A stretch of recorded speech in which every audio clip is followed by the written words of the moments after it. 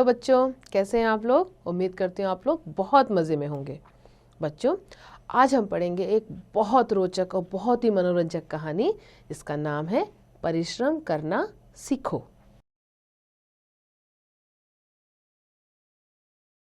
इस पाठ में यह स्पष्ट किया गया है कि हमें मंजिल पर पहुंचकर ही रुकना चाहिए।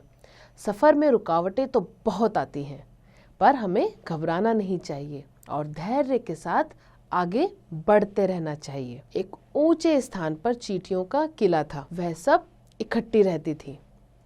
उनमें से एक चींटियों की रानी थी। सब चींटी सेना उसका कहा मानती थी। आगे आगे चींटी रानी चलती थी, पीछे पीछे उसकी सेना। सभी चींटियां कतार बना के चलती थीं। कतार का अर्थ होता है बच्चों लाइन बना के चलना, यानी पंक्ति बना के चलना। जैसे आप लोग स्कूल में चलते हैं ना, वैसे ही। एक बार जमकर बरसात हुई। जमकर यानी बहुत बरसात हुई। चारों तरफ पानी ही पानी हो गया। चींटियों का किला भी पानी से भर गया। भगदड़ मची तो कुछ चींटियां पानी में बह गईं। वहीं कुछ तड़पने लगी। रानी चींटी ने शीघ्र ही सबको वहां से लेकर निकलने का फैसला लिया। शीघ्र का अर्थ होता है बच्चों जल्दी।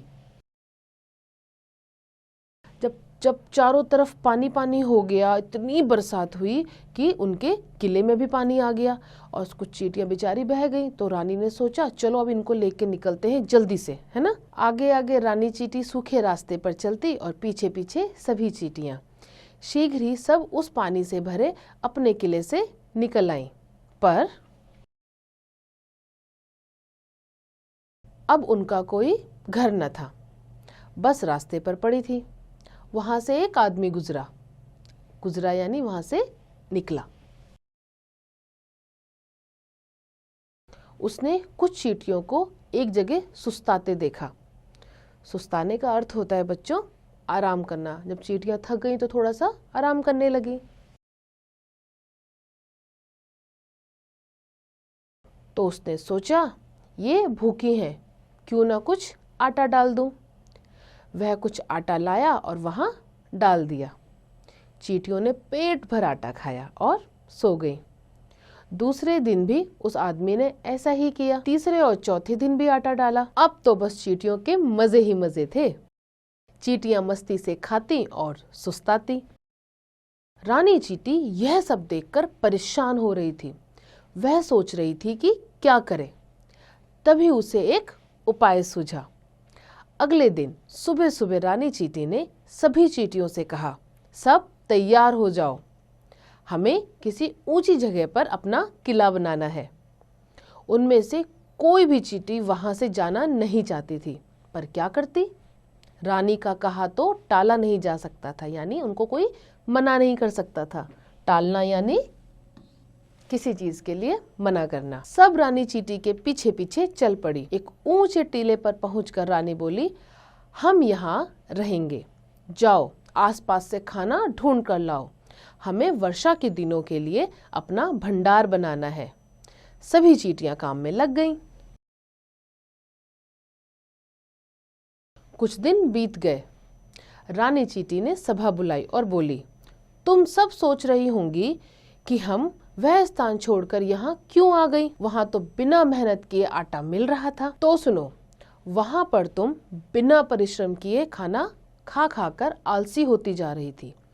यह चींटी जाति के लिए ठीक नहीं। बच्चों, परिश्रम का अर्थ होता है मेहनत करना। अब वहां पर क्या हो रहा था, वहां पर बिना काम किए बिना मेहनत की चींटियों को आटा मिल रहा था, है ना।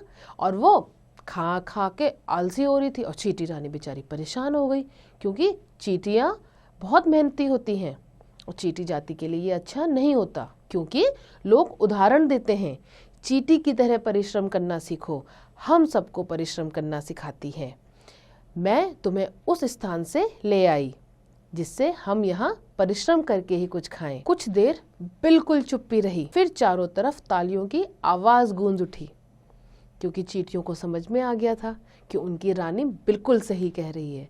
चींटियों के लिए बिना परिश्रम के लिए खाना खाना बिल्कुल अच्छा नहीं, क्योंकि सब चींटियों का उदाहरण देते हैं कि चींटियाँ कितनी मेहनती होती है, हमें चींटियों से सीखना चाहिए परिश्रम करना। तो बच्चों, कैसी लगी आपको ये कहानी? उम्मीद करती हूँ आपको ये कहानी बेहद पसंद आई होगी और बाकी इसका अभ्यास आप स्वयं कीजिए।